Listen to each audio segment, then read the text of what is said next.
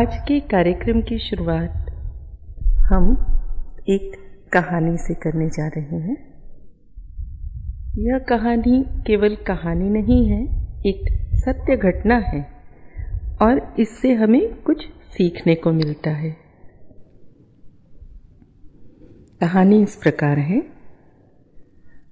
महाराज उदय सिंह एक बार शिकार करते हुए अरावली की पहाड़ियों में अपने सैनिकों, सेनापति तथा अन्य साथियों से बिछड़ गए और शिकार का पीछा करते करते घने जंगल में वो बहुत आगे निकल गए, बहुत दूर निकल गए।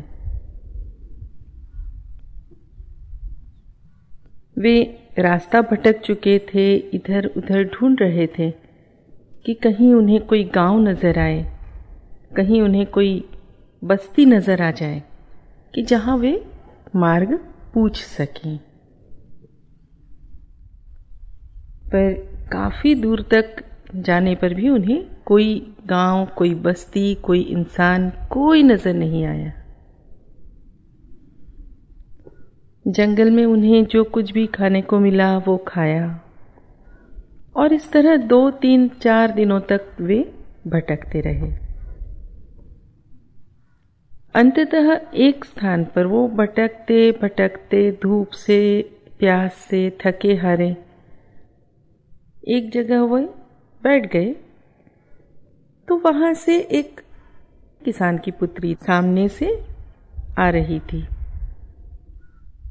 सिर पर टोकरी थी, टोकरी में शायद भोजन था और कुछ औजार भी थे जो खेती के काम आते थे, और साथ ही साथ 8 बछड़ों की रस्सी हाथ में पकड़ करके और वो चली आ रही थी।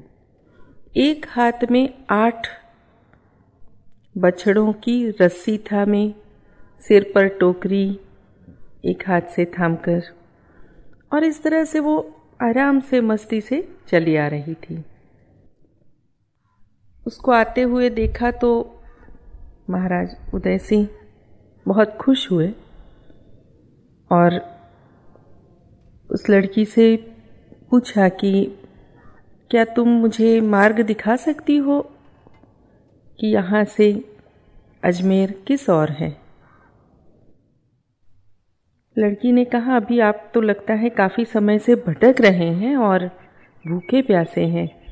मेरे साथ चलिए, मैं खेत पर ही जा रही हूँ, वहाँ मेरे पिताजी भी हैं, आप उनसे बात कर लीजिए, वे तो सब जानते हैं।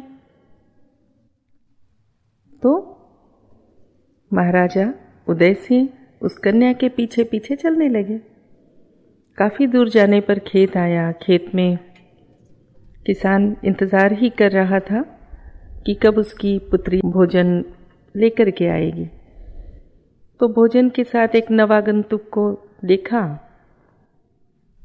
काफी मैले कुचैले कपड़े थे, धूल से भरा चेहरा था।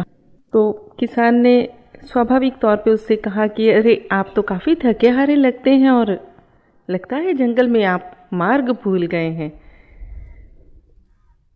तो राजा ने कहा, हाँ, मैं मार्ग से भटक गया और काफी दूर आ गया, 2-4 दिन से भटक रहा हूं और ना कोई बस्ती, ना कोई गांव।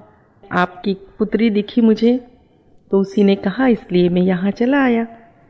किसान ने कहा, आइए चलिए, आप हाथ पैर धो लीजिए और हमारे साथ आप भी भोजन ग्रहण कीजिए। तो राजा ने हाथ पैर धोए, थोड़ा पानी पिया और उसके बाद में भोजन ग्रहण किया, विश्राम किया। विश्राम करने के बाद में राजा ने अपना परिचय दिया। उनके वस्त्रों से, धूल से भरे चेहरे से, हाथ पांव की वजह से उन्हें कोई पहचान सके ऐसी स्थिति में तो नहीं थे। तो राजा ने अपना स्वयं का परिचय दिया कि मैं महाराणा उदय सिंह हूँ और क्या मुझे आप अजमेर का मार्ग दिखा सकते हैं? किसान ने मार्ग दिखाया। उसके बाद महाराणा ने उस किसान से उसकी पुत्री का हाथ मांगा। उसने कहा, मैं आपकी पुत्री से विवाह करना चाहता हूँ। किसान को बड़ा आश्चर्य हुआ। मैं कहाँ गरीब किसान और आप तो इतने बड़े महाराणा हैं, तो भला एक महाराणा मेरी गरीब की पुत्री से कैसे विवाह कर सकता है? तो महाराणा उदय सिंह ने कहा कि आज के समय की मांग है कि वीर पुत्रों का जन्म हो और एक सिंहनी ही सिंह को जन्म दे सकती है। आपकी पुत्री जितनी तेजस्वी है, जितनी बलशाली है और जितनी साहसी है, उसे देखते हुए मुझे ऐसा लगता है कि इसमें महारानी बनने के सारे गुण मौजूद हैं। इसीलिए मैं इससे विवाह करना चाहता हूँ। तो क्या आप मुझे अपनी पुत्री कन्यादान में देंगे?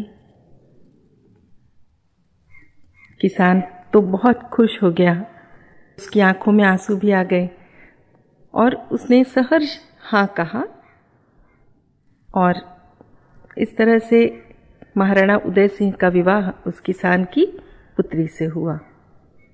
तो जिस प्रकार से एक किसान की पुत्री, भले ही वो गरीब घर की थी, किंतु वो साहसी थी, वह बलशाली थी, वह निर्भय थी, तेजस्विनी थी, तो ऐसी पुत्री ही तेजस्वी पुत्रों को जन्म दे सकती है। इस बात को समझते हुए महाराज उदय सिंह ने किसान की पुत्री से विवाह किया। ठीक इसी प्रकार से गुरुदेव भी सभी युवक युवतियों को आज के समय के जो आवश्यकता है उसके अनुसार माता पिता बन सकें, वैसी ही आत्माएं जन्म लें, योगी जन्म लें, आध्यात्मिक रूप से उच्च आत्माएं जन्म लें।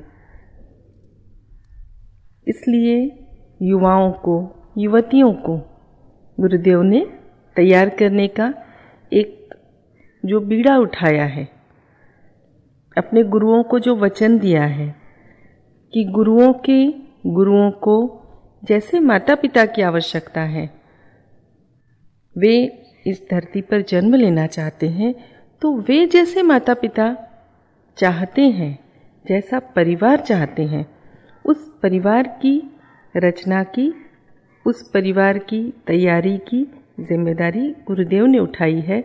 और वही इच्छा लेकर, वही गुरु कार्य लेकर गुरुदेव वर्षों से कार्य कर रहे हैं और काफ़ी हद तक उसमें सफल भी हुए हैं।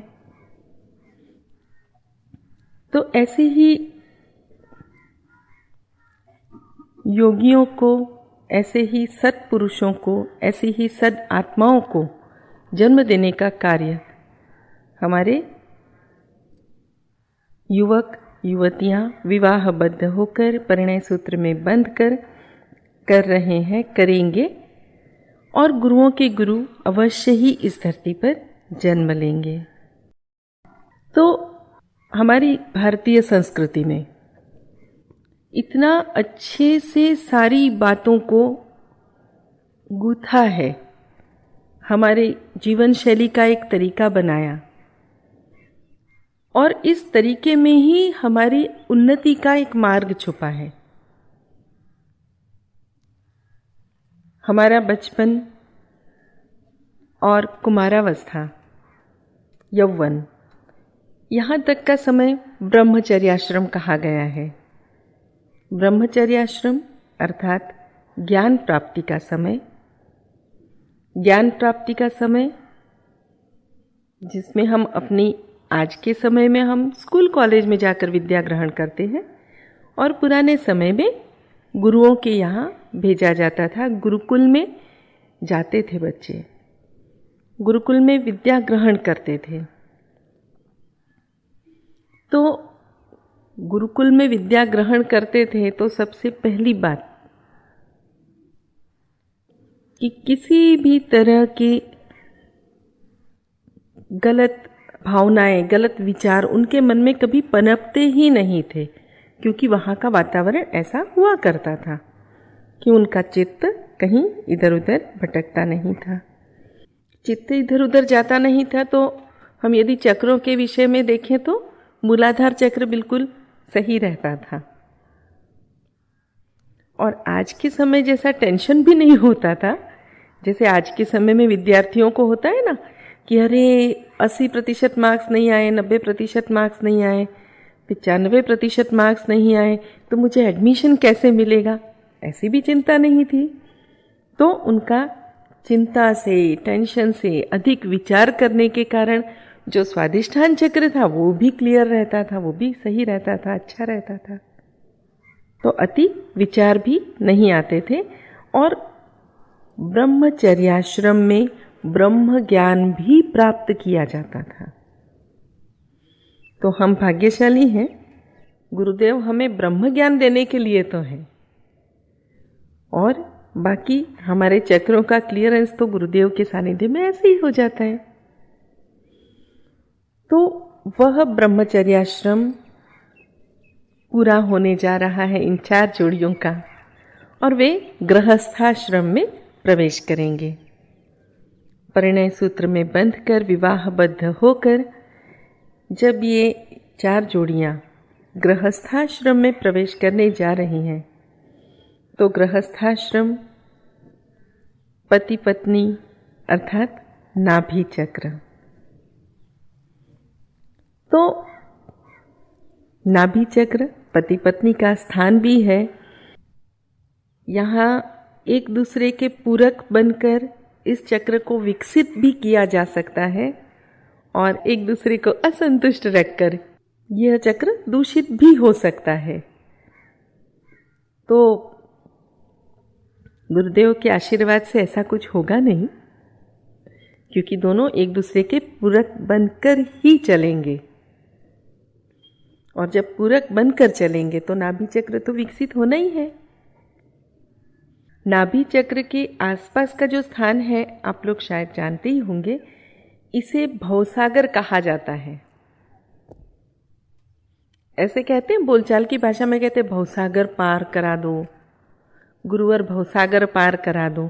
तो वो एक जो भवसागर कहा जाता है उसी का छोटा रूप समझ लीजिए यही है, क्योंकि भवसागर पार करने के लिए संतोष जरूरी है। जब संतोष होगा, जब एक दूसरे से संतुष्ट होंगे, और जब जीवन में संतोष आएगा, तब यह नाभि चक्र भी विकसित होगा। और नाभि चक्र जब विकसित होगा तो निश्चित रूप से आप भवसागर पार करने के लिए आगे बढ़ेंगे। और जैसे आपका नाभि चक्र विकसित हो गया, आप आगे बढ़े, तो जीवन में भी आप देखिए कि पहले विष्णु और लक्ष्मी का रूप है आपका। अभी आप जब विवाह होकर के जाएंगे ना ससुराल, तो अभी आप लक्ष्मी स्वरूपा हैं, अभी आप विष्णु स्वरूप हैं। तो लक्ष्मी और विष्णु अर्थात प्रजा पालन का कार्य आप सभी जानते हैं ना, ब्रह्मा विष्णु और महेश तीनों की अलग अलग जिम्मेदारियां हैं। तो ब्रह्मा जी और सरस्वती जी की कृपा तो आप पर हो गई, आपने शिक्षा ग्रहण कर ली और ब्रह्म ज्ञान भी प्राप्त कर लिया। अब आपको विष्णु जी और लक्ष्मी जी का आशीर्वाद प्राप्त करना है। आप स्वयं ब्रह्मा जी और सरस्वती जी के आशीर्वाद से आगे बढ़कर विष्णु और लक्ष्मी के स्वरूप में आगे परिवार में आप चलेंगे। तो गृहस्थ आश्रम में, घर परिवार में यदि प्रजा पालन का कार्य कहा जाए तो घर की सारी जिम्मेदारियां निभाना, घर के सभी सदस्यों को खुश रखना, यह आपकी प्रथम जिम्मेदारी होगी। जहां तक हो सके दोनों ही ओर से, फिर चाहे वो वर पक्ष हो यानी वर राजा हो या वो वधू हो, तो पुत्र वधू के रूप में वधू लक्ष्मी स्वरूपा और जमाई के रूप में, दामाद के रूप में वर राजा, दोनों एक दूसरे के परिवारों का उतना ही आदर करेंगे, उतना ही सम्मान करेंगे और उतना ही प्यार देंगे। और इसी प्यार से, इसी सम्मान से परिवार बहुत ही सुखी, संतुष्ट रहेगा, आगे बढ़ेगा। और ऐसे ही परिवार में गुरुओं के गुरु अवतरित होंगे। लेकिन एक बात यहाँ पे मैं ज़रूर जोड़ना चाहूँगी कि आपकी प्रार्थना ना ऐसी होनी चाहिए, गुरुदेव आपकी इच्छानुसार हो। हम जिसके योग्य होते हैं वैसी ही आत्माएं हमारे यहाँ जन्म लेती हैं।